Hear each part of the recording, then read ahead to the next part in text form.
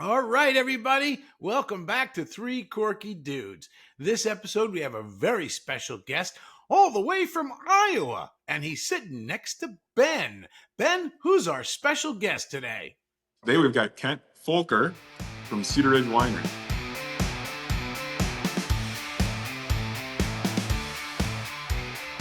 All right.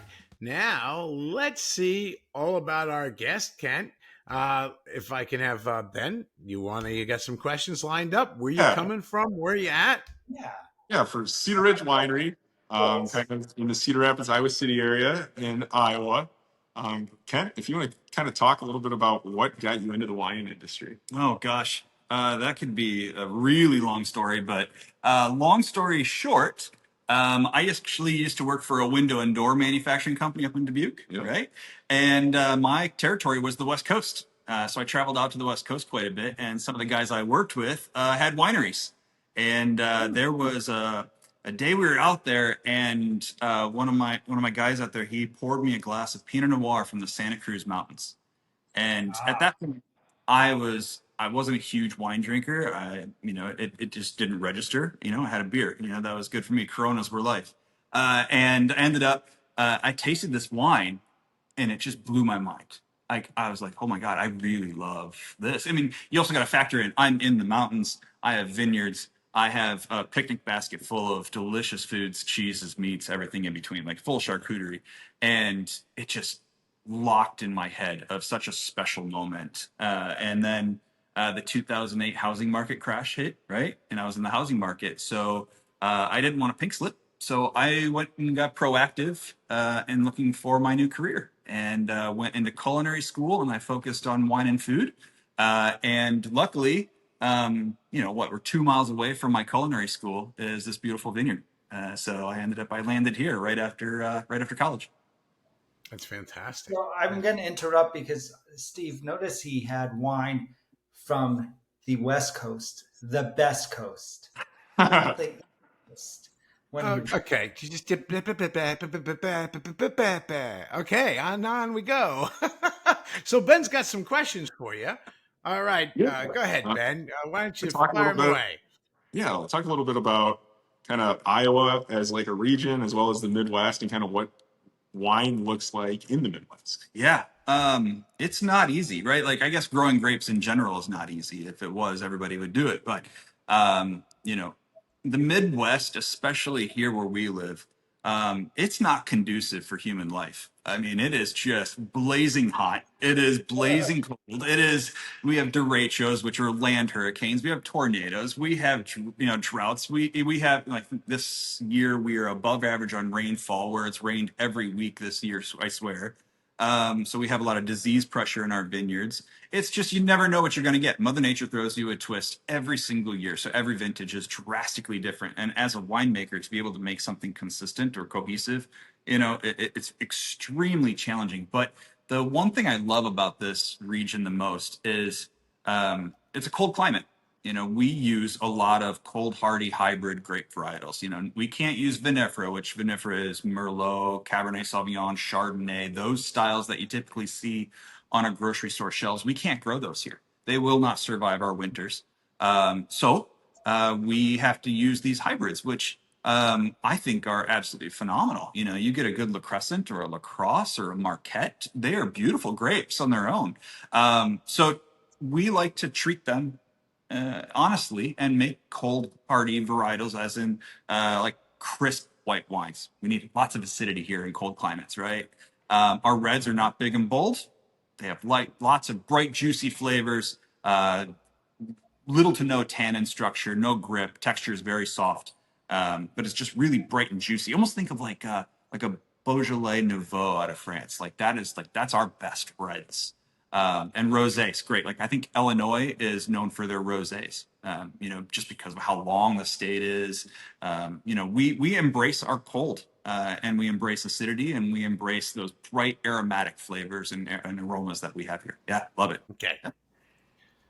So I have a question. I noticed that in the back you have the oak barrels, and you were talking about your reds being very bright and light and not too, I guess, full bodied or Yeah. bold. Yep. And are the barrels like new barrels? Are they older barrels? How does it not affect the tannins So that or is the flavor? that's up to a winemaker's decision on how they want to use oak, right? You can use neutral oak, you can use new oak, you can use one-time use, oak, French oak, Hungarian oak, there's so many different ways that you can make wine. I personally like to choose neutral oak. I don't want a lot of oak characteristics. I want how it evolves the wine, but I don't Hmm. want that chewy, oak characteristic to it. So most of our wine, well, almost all of our wine is neutral oak. But we do have a couple one-time use things just for R&D. Um, on the funny thing, we also, because we can't grow um, big bold reds like Cabernet Sauvignon, I actually do import those, the whole clusters. Like I used to get grapes up until last year.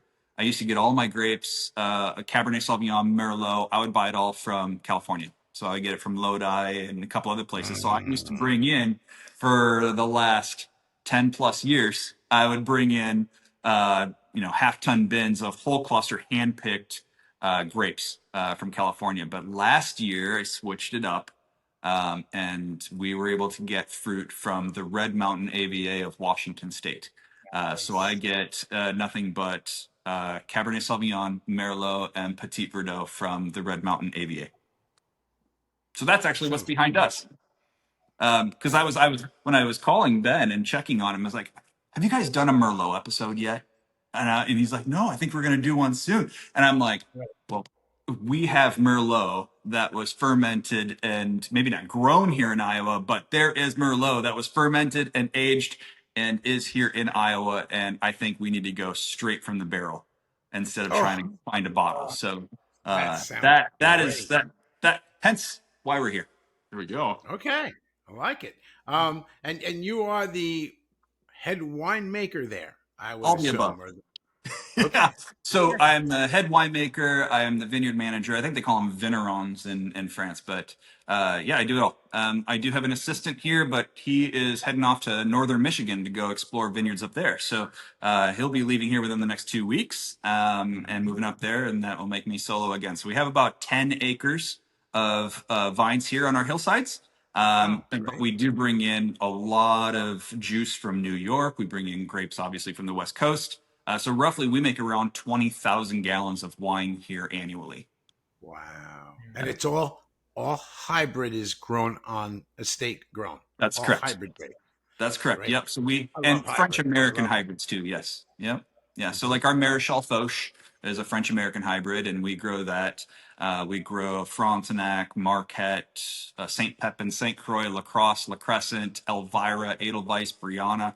We've got a lot of things to play here. Yeah. Wow, that's You too. fantastic. Jeff, do you have any questions for Yeah. Ken? So you said a lot of things to play with. You obviously did your culinary degree. So how do you love, or can you go into the scientist of it all, creating the hybrids or the blending part or mixing, this Marquette grape with this Cabernet grape just to see how it goes? Yeah. Well, absolutely. So we have multiple buildings of barrels because we are also a distillery. So we have over 5,000 barrels of whiskey here as well. And a lot of those barrels will use these wine casks to finish them to add nuances to those whiskeys. So we work hand in hand. And I also will finish some of my wine in the whiskey barrels.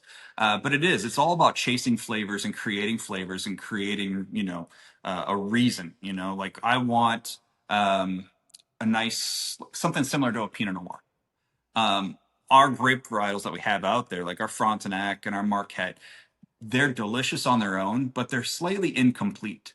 So I like to look at them as puzzle pieces. So we will have barrels of Marquette, barrels of Frontenac, and then we will, just like you would blend like a Bordeaux blend, like a right bank Bordeaux blend, where it's heavy Merlot, a little bit of Cab Sauv, a little bit of Petit Verdot, Cab Franc. We do the exact same thing here with our hybrids. So let's say the Frontenac has dark color, beautiful aromatics, but maybe missing a little something on the mid palate. So that's when the Marquette will come in. That Marquette fills that in. And if we want a little earthiness, we'll bring in a little bit of Maréchal Foch. So there's no silver bullet of a perfect varietal here. So everything I would look at is a puzzle piece. So single varietals, not so much around here when it comes to our hybrids, but you can create an absolutely beautiful wine by understanding their puzzle piece. I do want to show something off really quick. You're talking about Frontenac, and my buddy has a winery here. This is a Frontenac Blanc. Yeah. He makes a Frontenac Blanc. Oh, look, my reflection. So anyway, no. Yeah, I was just like, wow, I have a Frontenac sitting right behind me. Yeah, they have Frontenac Blanc, Frontenac Gris, Frontenac, just regular Frontenac. They have so many different types of Frontenac, and they're great. And when it comes to cold hardy and surviving the winters, a lot of these hybrids, they can survive comfortably negative 25 degrees Fahrenheit, negative 37 degrees Fahrenheit, depending on varietal. So sometimes we get polar vortexes that come through here, and it might be wind chill of negative 55, negative 40. Those are pretty common these days. So that's why vinifera will not be able to survive here. They'll split. They won't work. But the hybrids have a protein in them that can make them survive those cold winters. But it's that same protein that bonds with tannin and drops a lot of that tannin out of the wine. So our wines, like I said, have less tannin, a little softer because of that protein that makes them cold hardy. So you kind of get a little give or take. You can grow grapes here, but we just learned something, folks. That's great. Anybody else have any more questions before we crack open the barrel? Jeff, you do? Yeah, just for a hobby. So, by the way, Ken, I teach at a culinary school, so I teach the restaurant side. So, did you go through the culinary, the cooking, or did you just focus on the wine side? No, I went through the whole program. So I graduated with the culinary arts degree. And then I also was doing the bakery degree. And then after I graduated, I went back and I taught the wine, beer, and spirits class for that same program. So, yeah, I was right there with you. Very cool. Nice. So, when you're at home, because you said you're doing both whiskey and wine, are you enjoying whiskey and wine? And what's your favorite meal to cook? Well, okay. Well, obviously for me, with our whites, I mean, it's a risotto, 1,000%. For me, I love a La Crescent as the base wine. For a nice risotto, instead of using Chardonnay, you can use a really good La Crescent. But I like to add a little bit of, and you can only do this in the fall when the grapes are ripe. But I make a risotto, and I add a little blue cheese to that risotto. And then I take the grapes, the green grapes, like La Crescent or St. Pepin, I cut them in half, and I blister them in a dry, hot pan, and I throw that over top of the risotto. So then you have that acid from the green grapes that cuts through the risotto, right? You get that nice acid and creaminess, and they just work so good. Throw some shrimp on top. Phenomenal. So good. Well, I do have one more question, one more scripted question, I guess, for Kent. We talked a little bit about kind of the varieties you grow here. What makes Cedar Ridge special? Makes Cedar Ridge special. Well, I mean, we're the complete package. If quick elevator speech, I mean, yeah, we're the complete package. There's really nothing that we can't do here. We do fortified wines because we have a distillery that we can take our brandy or our wine, we can distill it into a high proof grape spirit, and then we use that to fortify our wines to make a port or a Madeira style. So we actually even have barrels right now. Do you guys know what a Madeira is? Yeah. Yes. Right. So Madeira is a fortified wine that gets cooked, if you will, Maderized. And then so it's oxidized, it's cooked. It's basically made as bad as you can possibly make it, but it's one of the most delicious dessert wines in the entire world. And like Thomas Jefferson, like that was his jam. Like I believe he toasted the Declaration of Independence with a glass of Madeira. So we can make that here, but we can only do it in a certain time frame because we take our barrels, and since we have corn, we have a bazillion acres of corn here, right? At this time of the year, right now, we have a thing called corn sweat. where an acre of corn can produce about 3,000 gallons of water into the atmosphere. It gets so humid out here because of the corn. It just Wow. whips the moisture from the ground, releases it into the atmosphere. So an acre of corn can produce 3,000 gallons a day into the atmosphere. So it's really, really, really sweat and sticky. We can now set our barrels outside into the direct sunlight in 90, I think we're 91 degrees, I think, on this Friday. So we have 91 degrees outside. It's super humid. I can set my barrels outside and let them cook without the sun drying them out and disintegrating them and having the wine dump all over the ground. It keeps the barrels hydrated in direct sun so I can cook them and make a wine with nice high acidity to work with the sugar, the residual sugar in the Madeira, but I can actually make that here naturally outside without losing product. So we have That's amazing. 7 barrels of that sitting outside right now cooking. That's amazing. Yeah. Cool. But What do you got in the barrel? Speaking of, Oh, the barrel. I'm sorry. No, you're the barrel. We got some Merlot.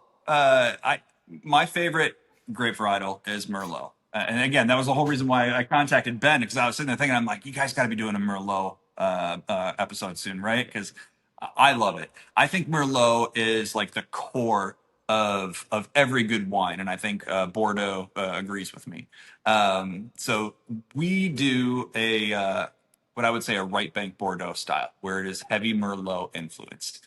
It has a little bit of Cabernet Sauvignon. It has a little bit of Petit Verdot. But right now we have a barrel here that's been aging for just about 1 year. We're just about to get to the stage where we're going to bring all the barrels together. We're going to take a sample out of each one, and a group of us who are really good tasters are going to go hide, and we're going to taste through 40 different barrels of these wines.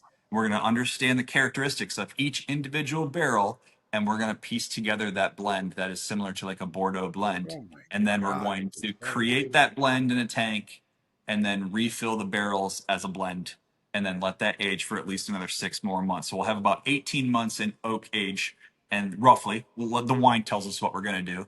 And then we'll put it in bottle and let that age in bottle for 6 months or however long the wine is ready to be released to public. So what I did is I brought down a barrel of Merlot that will be tasted here soon. So it's got about a year-ish, a little less than a year of age on it right now.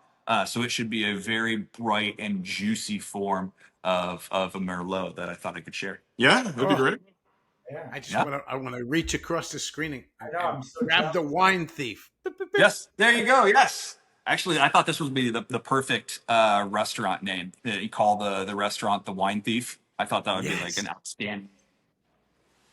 That's great. Want to dip in? Do you want to do it? Yeah. You want the honors? You do it. Yeah, I would like drop the glass into there. Oh no. Well, here, grab a glass. But you're going to describe the wine to him, though. Oh, no. I'll let you do it. I'm awful. Come on, WSET2. You got this. You got Also, this, while I buddy. was in culinary school, I ended up started going to the Port of Master Sommelier as well. So, all right, there's that. The healthy sample.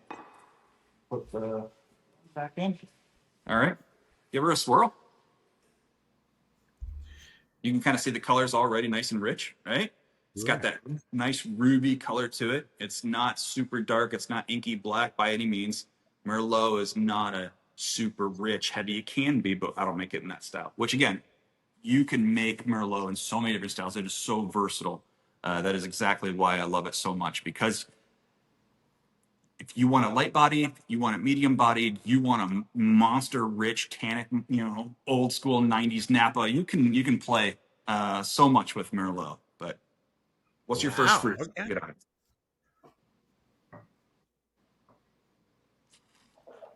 What are you guys getting out of it? Be descriptive for our audio audience. Oh, man. Well, on the nose, I get like more of a raspberry. Yep. And then on the taste, I get more of like a plum. Very much. Yeah. Like almost, I want to say like pruny, but more of like a plum. Yeah, you get a dark plum. Yeah, dark plum. Absolutely. A nice ripe dark plum. You might get some mulberries. I don't know if you guys are mulberry fans. We always make a mulberry pie by the 4th of July. That's our motto here. So I love mulberries, and I get a lot of that. I get black cherry. Yep. You can just get layers and layers and layers of fruit. So right now when we talk about fruit flavors, we talk about primary, secondary, tertiary levels of flavors, right? So right now, being so young, those primaries are just screaming at us. It is just a giant fruit bowl, isn't it? Yeah. But again, it's neutral oak, so it's not going to have a whole lot of, vanilla, baking spice, leather. You're not going to get a whole lot of that. Right now it's very perfumey, and it's nice and light and bright. That's exactly what it should be right now. Nice. By the way, because all this from the Madeira to the Merlot sounds great. Are you? I don't know. California is so weird with their laws and everything. Iowa is. Are you shipping? Is your winery shipping nationwide or just certain states? Or Right now, I mean, the laws are always constantly changing of what we're allowed to do, right? Finding distribution in each state. Every state has their own laws. Right now, I think we are only shipping in Iowa. But we used to, I think there was up to 28 states that we were shipping to. And we might still have some licenses in other states, but I'm not entirely sure on that. I know when it comes to it, you can go onto our website, and our website will have, the ability to order stuff, but I think there's a drop down box of what state you're in if it can go that way Okay. or not. New Yeah, Jersey but wines are the same. yeah, good thing I have a hookup in Iowa now. Dun, dun, People in dun. Colorado, right? Wrap the bottles really well and say it's closed. Everything's going into a suitcase, my yes, friends. yes. That's fantastic. I love it. So we should get on with our wine quiz, I think. Let's get ready for that. Except this time, ladies and gentlemen, Jeff is going to be a participant Ooh, and the quiz that Kent put together is going to end up on the Wine Likes app. So let's get ready. It's quiz time. Ladies and gentlemen, let's get ready to do a wine quiz with Kent. All right, take it away, Kent. All right. So, question number 1, we have, what is not a cold hardy hybrid grape varietal? Is it A, La Crescent? Is it B, Marquette? Or is it C, Sauvignon Blanc? C. B. What did you say it was? I said C. Someone. Oh, yes, C. Yeah, you already did this one. Cabernet Sauvignon. Sauvignon Blanc. That's correct. 2 sips. Let's move on. Bordeaux. Bordeaux is known for Cabernet Sauvignon, Merlot, beautiful red wines. The right bank Bordeaux, is it more known for Merlot heavy wines or Cabernet Sauvignon heavy wines? Me this Good, time. Steve. All right. I want to think Merlot. It's Merlot. That's Merlot. It is It's gotta be Merlot. That is correct. Yay! Hello. I'm telling them- smart. I was telling him it might not be released yet, but I had a Merlot. We were all bringing our own wine, and I said it's Merlot. Very, very Midwestern pronunciation of it. I got a picture at home that it was from a discount store, and I saw this beautiful Merlot bottle that was on sale, and I looked in it. It's actually the Merlot. It has a Y instead of a T at the bottom. Good enough. That's funny. All right, funny. in French, Merlot is what is the Merlot? What does Merlot stand for? Is it A, aardvark, B, hummingbird, or C, blackbird? C. Blackbird. I'm I gonna say agree C with as Jeff. well. Oh, you're just going with me because I'm wearing black. Yes. That is correct. It's blackbird. And you're the wine expert of the group, really. I mean, I don't know. Ken give you a run for your money today, but He between can. Ted and I. All right. What else do we got here? We have Merlot. Let's talk about heritage or parenting, if you will. So we have grapes here in the Midwest, like Marquette, and Marquette is a hybrid. Of one of the parents of Marquette is Pinot Noir clone. So we know that Cabernet Sauvignon is the child of Cabernet Franc and Sauvignon Blanc. True or false? Is one of the parents of Merlot Cabernet Sauvignon? Ooh, that's true. False. I'm gonna go with Jeff and say false, only because he's smarter than me. That is correct. It is Cabernet Franc. Yep. There we go. All right, I think that's what I got. There we go. Ken, please take the barrel tasting away from Ben for getting an answer wrong. That's right. So, we were talking about wines. I'm going to ask you a really quick question. I am drinking a white wine. It's a little different than something I've ever had before. It's a dandelion wine. Oh my goodness. I've had dandelion wine. Yes. It is very good. It's made from the Bellevue Winery, located here in New Jersey. And, I'd like to give them a shout out on this because this is the first time I've had it at their tasting when I went down there. And it is just amazing. It's amazing. So what's the varietal? It's a dandelion. Actually, dandelions. Legitimately dandelions. Yeah, we have a winery, Fireside, just down the road here, and they also make I think it's Ackerman. They have sister wineries, and they also do a dandelion. And each year they put out a post asking for the public to bring in dandelion. Yeah. Wow. Yeah. What's the alcohol content on that? I think this is. I don't have my glasses, but it is like 12. Slow, like an Albarino. Maybe 12.5. So it's like a sweet wine, Is it? Okay. Mm-hmm. Very good. Awesome. So, great. Now, I guess, Ben, we're going to leave this up to you. We do bottle pops, right? So, Ben, what is your bottle pop for this week? Well, I think we've already done Kent, haven't we? Yeah. So I'm just going to go with again. Cedar. I'm going to go Cedar Ridge. I'm going to go Cedar Ridge as a whole. Cedar Ridge wine. You guys should have like your own. So I think we rebranded. The company's name is actually Cedar Ridge Vineyards, or at least that's what's on my paychecks. Hey. But we are actually a global distillery, so we do go by Cedar Ridge Distillery. But if you come here, obviously you're surrounded in grapevines. Sure. And it's just, we have a style of wine for everybody here. Yeah. Definitely.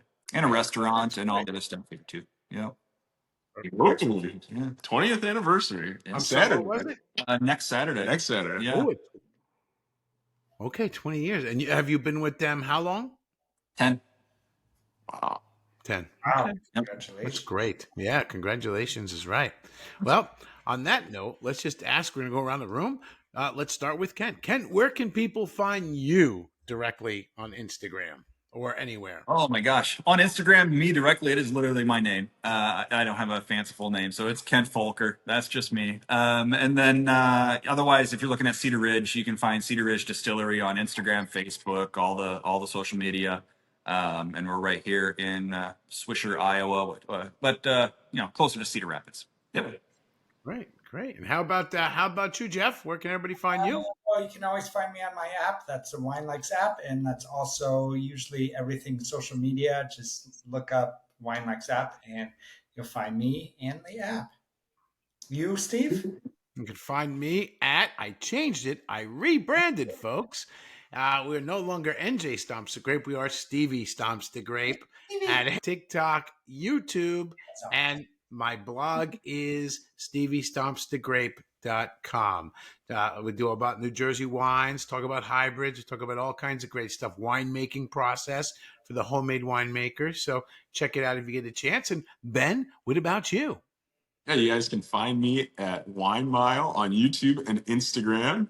And I just run around doing crazy things with wine, I suppose, is the best way to describe what I do for the general public's entertainment value. And everybody can find us where, Jeff?